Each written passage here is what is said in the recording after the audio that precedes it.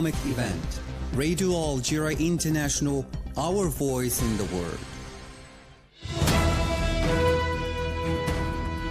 This is the English service of Radio Algeria International. It's time for the news. Here in Algeria, the National Commission for the Observation of the Lunar Crescent has announced that Eid al-Fitr festival, marking the end of the holy fasting month of Ramadan, will be celebrated tomorrow, Monday.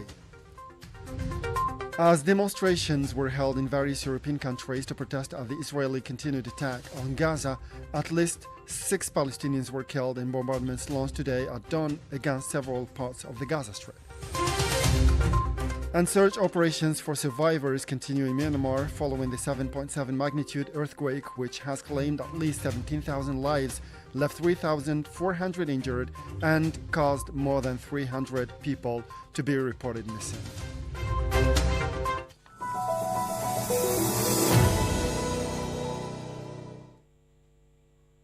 Those were the headlines, and now the news in detail from Radio Algeria International. Good afternoon.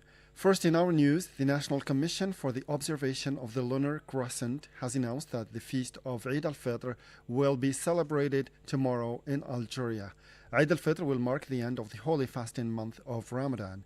On the occasion of the celebration of the Eid al-Fitr tomorrow, the President of the Republic received a message of congratulations from his Turkish counterpart Recep Tayyip Erdogan. A Spanish delegation on a mission aimed at monitoring the human rights situation in the occupied territories of Western Sahara has been expelled by the Moroccan occupation authorities. Mariam Bershi tells us more in this report. The members of the delegation, which including Jesus Maestro, former deputy in the Cortes of Aragon, Parliament of the Autonomous Community of Aragon, and Rosa Fernandez, both of whom have been involved in defending the human rights of the Sahrawi people for over 30 years with the Draiga Association, as well as journalist Gara Santana Suarez, were prevented from getting off the plane on arrival in occupied Laayoune. The delegation's main objective was to assess the human rights situation in the occupied Sahrawi territories and to denounce the plundering of Sahrawi natural resources by European companies operating in the territory with the complicity of Morocco. The State Coordination of Associations in Solidarity with Western Sahara, of which Draiga is a member, firmly denounced the expulsion of the Spanish delegation from the occupied Sahrawi territories. The State Coordination of Associations in Solidarity with Western Sahara said in a statement that the aggression is a new example of the illegal and authoritarian practices of the Moroccan regime, whose aim is to silence those who seek to denounce the serious human rights violations committed daily in the occupied territories. Meanwhile, members of the French National Assembly have denounced the cartographic adjustment made by the Assembly to the representation of Morocco, which now includes occupied Western Sahara, stressing the need to respect international law, which considers the two territories separate and distinct. At a meeting of the Foreign Affairs Committee, the Democratic and Republican left-wing representative Jean-Paul Lecoq notably protested against this cartographic adjustment, saying that his anger was directed at the chairman of the Foreign Affairs Committee, Bruno Fuchs. Member Clémentine Autain from the Socialists and Ecologists, for her part, called President Fuchs to be held accountable for the change brought to the map. According to Mr. Lecoq, the map presented a month ago was the one that complied with international law and UN resolutions. And Sudanese Army Chief General Abdel Fattah al-Burhan has said that his forces would fight until fulfilling victory over the paramilitary forces, and that peace in the country would only be possible if they lay down arms.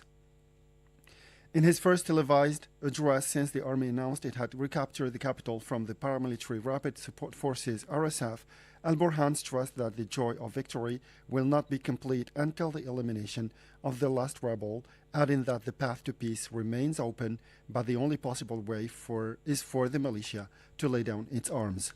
Meanwhile, the head of Sudan's Rapid Support Forces (RSF) has acknowledged that the paramilitary has retreated from the capital Khartoum, warning that the fighting against the Sudanese army was not over.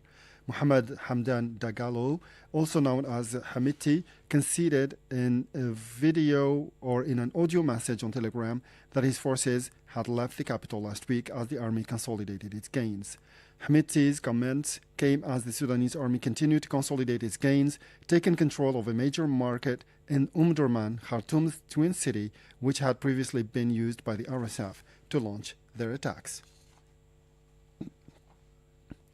To the Middle East now, where demonstrations were held in various European countries to protest at the Israeli continued attacks on Gaza at the time when at least 6 Palestinians were killed in bombardments launched today at dawn against several parts of the Gaza Strip. The news agency Wafa affirmed that several others were injured in the attacks that hit areas near the southern towns of Rafah and Khan Yunis, as well as Jabalia in the northern part of the enclave. This came as the Palestinian Red Crescent affirmed that 9 rescuers were still reported missing after the Israeli forces fired at ambulances in the district west of Rafah. The Israeli authorities, which admitted having attacked the ambulance by mistake, have prevented a rescuers team from entering the area to search for survivors, if any. In the meantime, protests were staged overnight in over 80 cities across Spain to condemn the genocide perpetrated by the Israeli occupying authorities in Gaza and to call for the enforcement of a lasting peace. The demonstration was staged by the so-called Stop the War movement that includes around 100 organizations. Similar protests were also held in Italy as well as in Germany to denounce the ongoing Israeli attacks on Gaza and bring support to the Palestinian people. In Syria, meanwhile, interim President Ahmed al-Shara has pledged to build a strong and stable state after announcing the formation of a new government.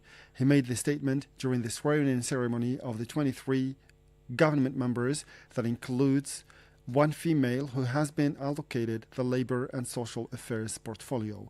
The announcement of the new government came few weeks after a constitutional statement was signed by the interim president defining his prerogatives during the 5-year-long transition period.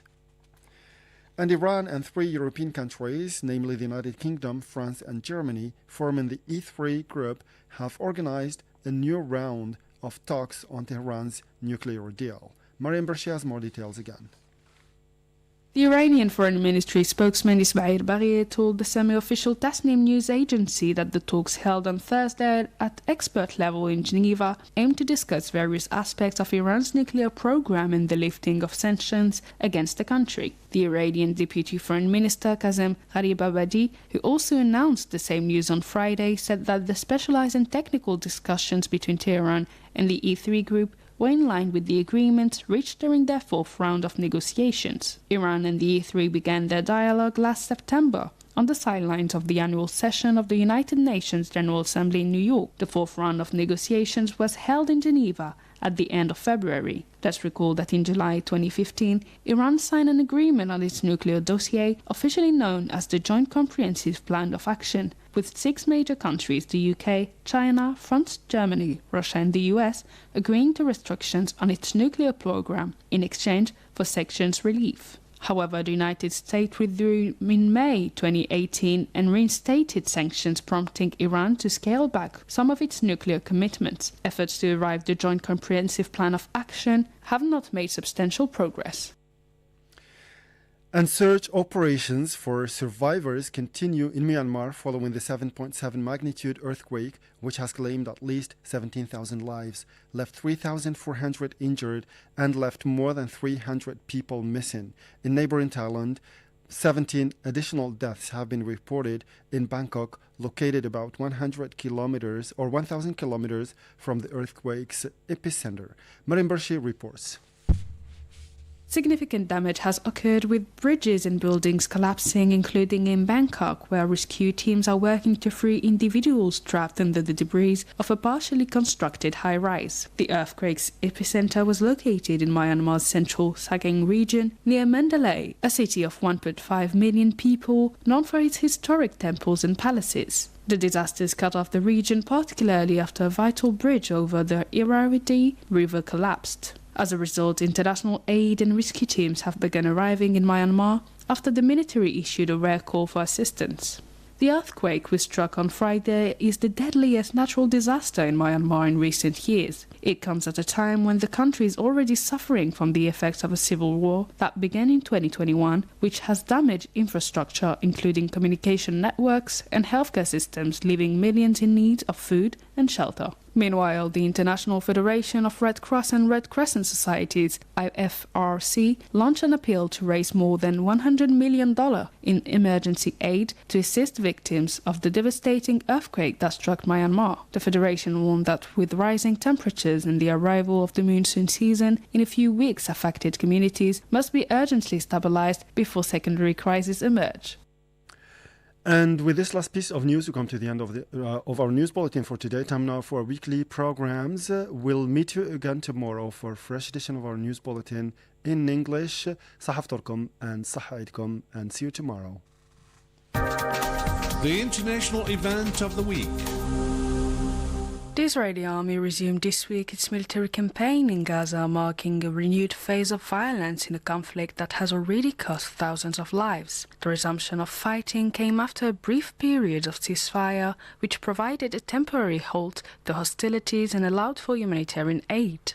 More than 230 Palestinians were killed, mainly women and children, and over 1,000 others wounded in the wave of airstrikes carried out this week by the Israeli army against the enclave, which has been virtually destroyed by 15 months of Israeli bombardments. Asked if the resumption of the heavy bombardments on Gaza marked the end of the fragile truce which has been generally holding since last January, our political analyst Hamoud Salhi has this to say. Because this agreement had initially the backing of the United States, along with Egypt and Qatar as enforcers of the terms of this agreement, it was thought that this will be a good step in the right direction, and that the Israelis, with the Americans on board, would meet their pledges, and they would honor the agreement.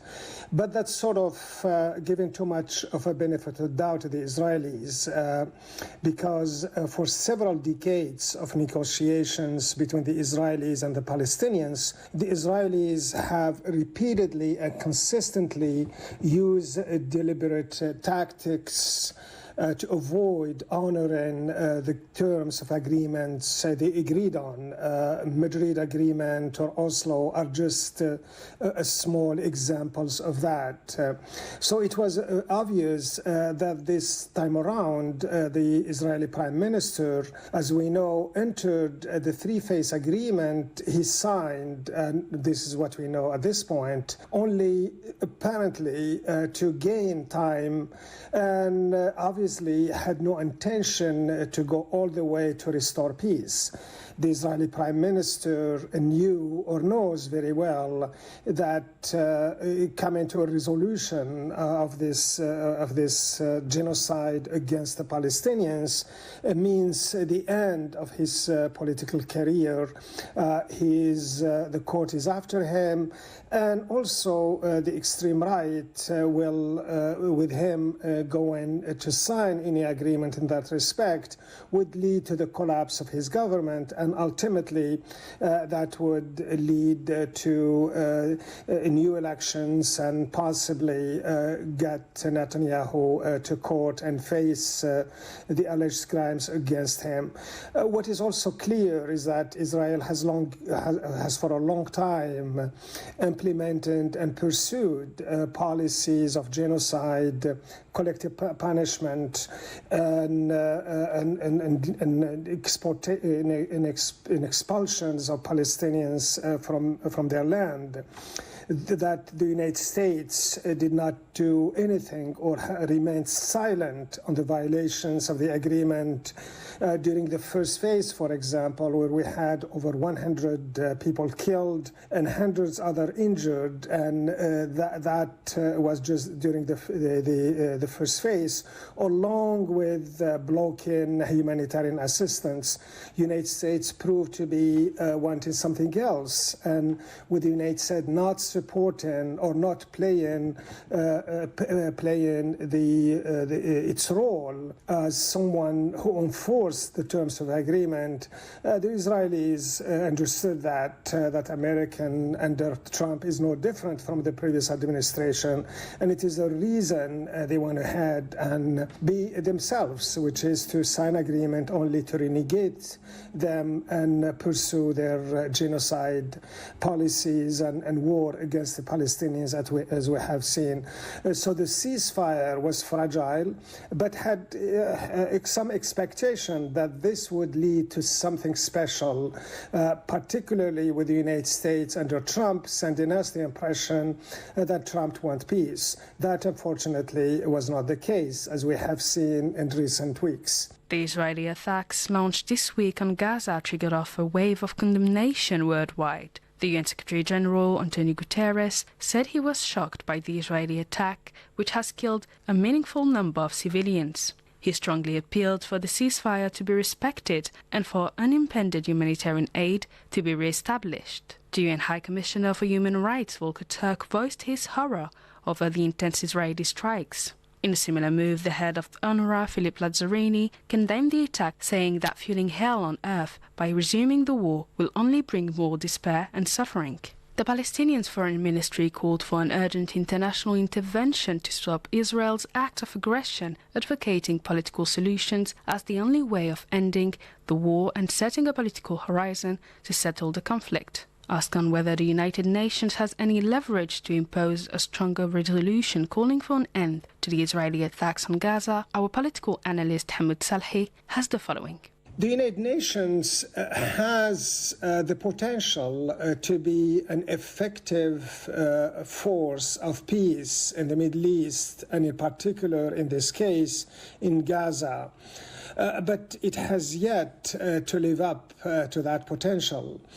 If we take the United Nations Security Council, the United Nations has consistently been undermined by the U.S., who has used its veto right to protect Israel at all costs, someone to the detriment of the existing rules, given interpretations that are only to safeguard America's interests and those of Israel, claiming, for example, that the United Nations resolution issued by the Security Councils are not binding, or despite the fact that the language calls for that, but the United Nations as a group has remained ineffective in challenging that United States position, even though it has the legal and international rights on its side.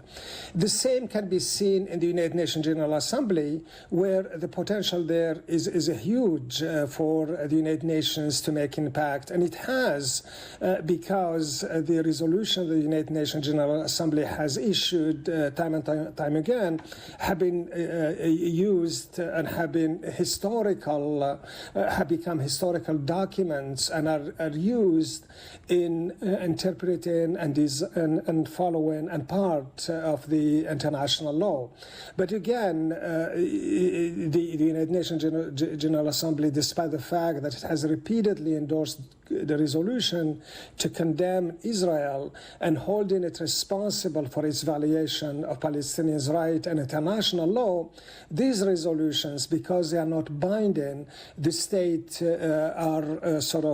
have played little role or have done nothing to follow course with what they vote. As the United Nations Security Council once said, when this United Nations General Assembly was passed, he basically told the members that they can act on their own by taking decisions that are in line with what the United Nations General Assembly, basically what the states are expected to do is follow course. If the resolution is to hold Israeli accountable, the states could take some action in that regard. But at this point, this has not done.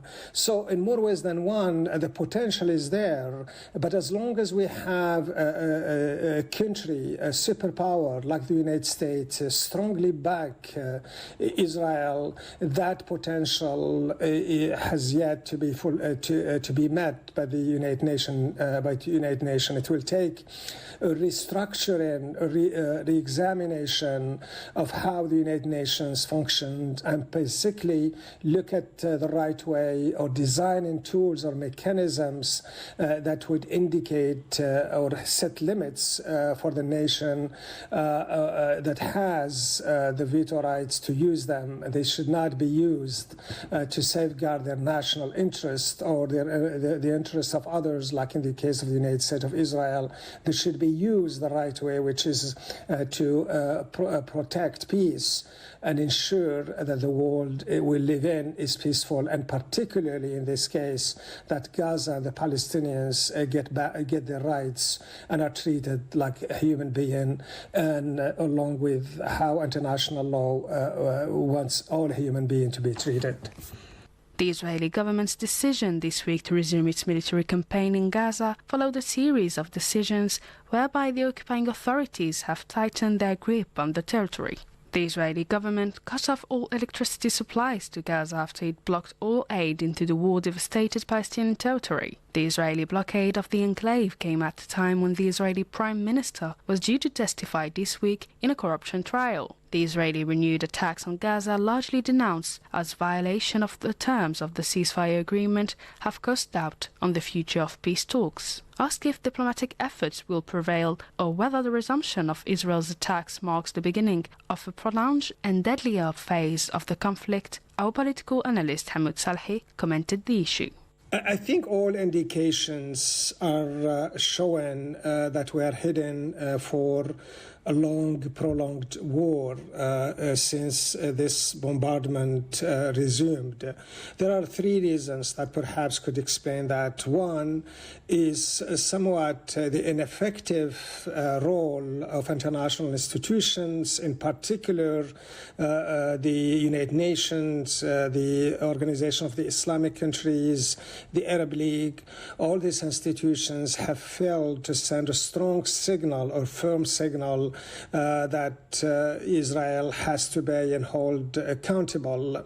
That sort of encouraged the Israeli Prime Minister to pursue the genocide and the collective punishment that has been pursuing for nearly two years now, and prior to that as well.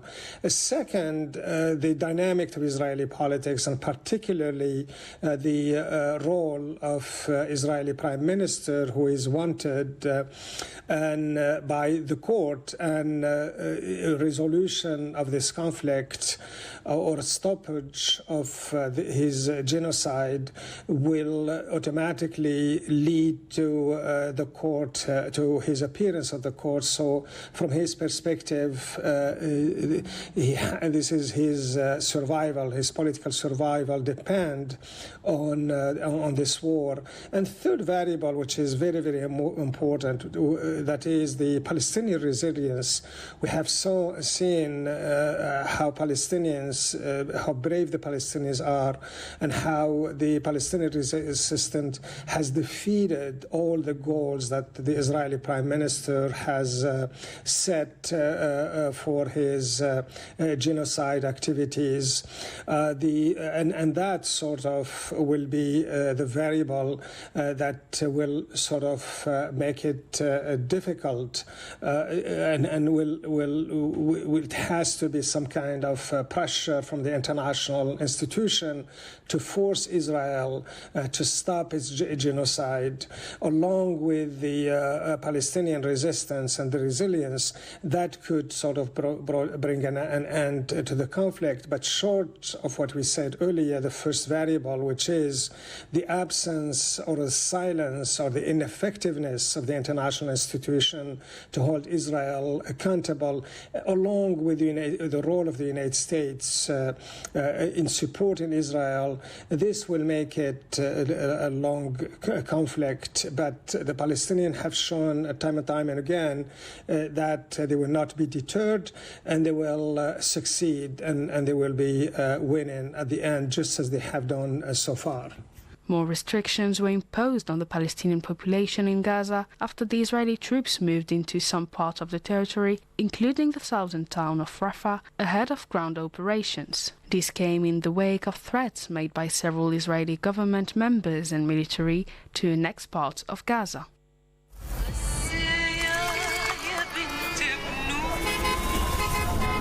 هو طبعا برغم احزاننا وجروحنا وهدم بيوتنا، احنا مش رايحين طبعا نقعد في كسور، احنا رايحين على دمار، ولكن بضل نبوس تراب بيت حنون. انا نظرت لنفسي نذر ابوس كف بيت حنون الارض واصلي ركعتين لله، يعني هذا اكبر فتحه، بالرغم من عندنا شهداء وعندنا جرحى، ونتمنى طبعا لجرحى الشفاء العاجل، وربنا يرحم شهدائنا ويعوض علينا خير بدل البيوت اللي تهدمت علينا. احنا ان شاء الله هنا ضد اي عمل بتقوم فيه اسرائيل اللي ضد التهجير. احنا حنضلنا على ارضنا هنا لغايه ما نموت، مش هنطلع، حتى لو بدها تكتلنا اليهود، حتى لو بدها ترمي علينا نووي اليهود مش طالعين من دورنا، وحنرجع وحنعمر غزه من اول وجديد، وحنقعد لو في خيام وحنبني وحنعمر وعلم اولادنا وحنجوزهم، وعمرنا في حياتنا ما حنطلع من هنا، حتى لو بدهم يكتلونا اليهود واحد ورا واحد مش حنطلع من هنا. فرحا بشيء ما خفيف كنت أحتضن الصباح بقوة الإنشاد. فرحا بشيء ما خفيف كنت أحتضن الصباح بقوة الإنشاد. أمشي وافقا